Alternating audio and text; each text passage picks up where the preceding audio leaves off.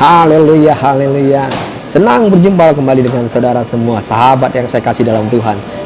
Kita percaya hari ini hari baru, maka ada harapan selalu baru yang Tuhan berikan buat kita. Hari baru, harapan baru buat setiap hidup kita. Saudara kasih Tuhan, kalau hari-hari ini kita di dalam kondisi seperti ini, kita masih tetap dianjurkan untuk terus melakukan social distancing, dikatakan pembatasan sosial antara satu dengan yang lainnya. Kita jaga jarak dengan orang-orang lain. Namun bukan berarti hari-hari ini kita justru jadi jaga jarak juga dengan Tuhan. Hari ini saya akan share kepada semua teman-teman sahabat kasih Tuhan bagaimana kita agar hidup kita tidak menjauh dari Tuhan. Justru di masa-masa seperti inilah kita punya banyak waktu, punya banyak kesempatan untuk bisa kita kerjakan, untuk kita membangun hubungan yang dekat dengan Tuhan. Saudara, jangan pernah berpikir ketika kita tidak punya hubungan yang intim dengan Tuhan, maka tidak ada masalah, tidak ada persoalan buat kita. Justru hidupmu ketika engkau jauh dari Tuhan, maka ada masalah besar yang menanti kehidupan kita jika kita tidak punya hubungan yang dekat dengan Tuhan. Satu ayat dulu saya akan baca buat kita semua. Yeremia 2 ayat 13 berkata, sebab 2 kali umatku berbuat jahat. Mereka meninggalkan aku, sumber air yang hidup, untuk menggali kolam bagi mereka sendiri, yakni kolam yang bocor, yang tidak dapat menahan air. Firman Tuhan tadi katakan 2 kali umat Tuhan berbuat jahat. Ada 2 jenis kejahatan yang dicatat di situ di dalam ayat tadi. Ironisnya umat Tuhan itu melakukan kedua-duanya. Karena itu Tuhan mengatakan bahwa mereka 2 kali berbuat jahat. Kepada siapa? Sudah tentu kepada Tuhan Yesus sendiri. Dalam hal apa umatnya telah 2 kali berbuat jahat kepada Tuhan? Yang pertama dikatakan meninggalkan Tuhan, yaitu sumber air hidup itu. Ternyata hal ini buat Tuhan adalah sebuah kejahatan. Ketika kita mulai jauh dari Tuhan, ketika kita tinggalkan sumber itu, maka kita sedang mengadakan kejahatan di mata Tuhan. Lalu kejahatan yang kedua adalah dikatakan menggali kolam yang bocor bagi diri mereka sendiri, yakni menggali kolam yang sesungguhnya tidak dapat menampung air.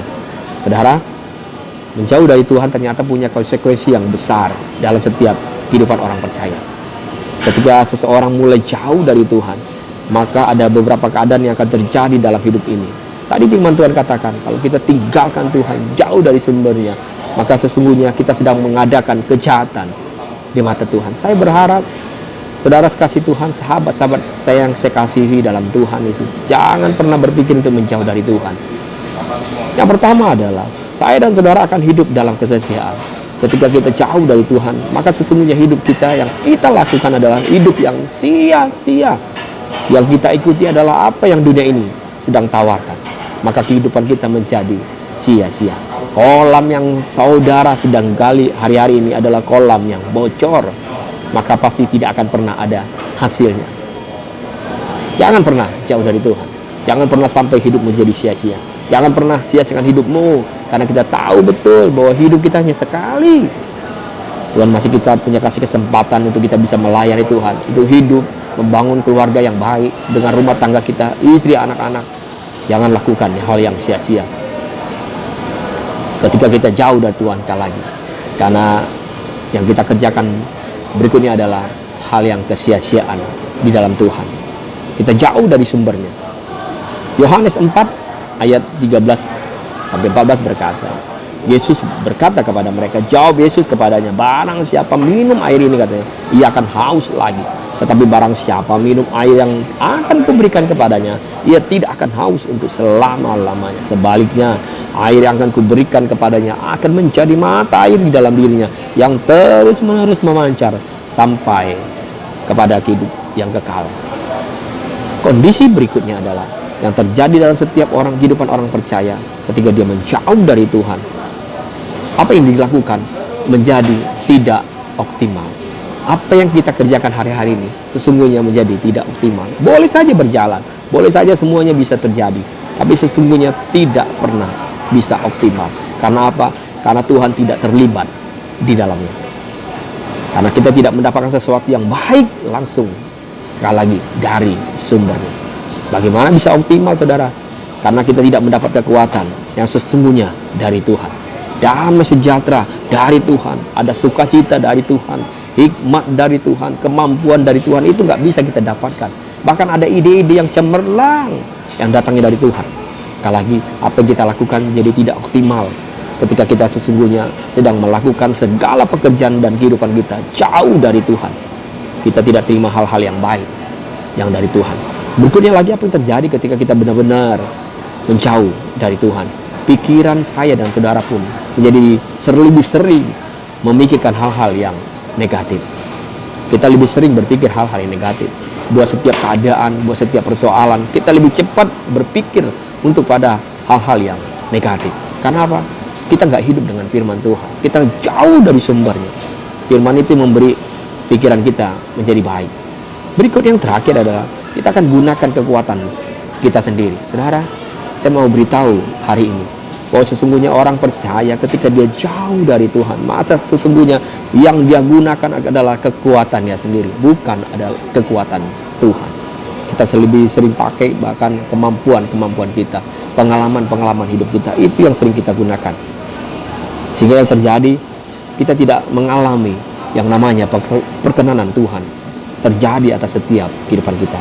Hari ini kita diingatkan oleh firman Tuhan, jangan pernah jauh dari Tuhan, tapi mendekatlah kepada Dia. Saudara, ketika hidup kita, hidup saudara dan saya dekat dengan Tuhan, maka kita akan menerima sumber-sumber kekuatan yang datang dari Tuhan.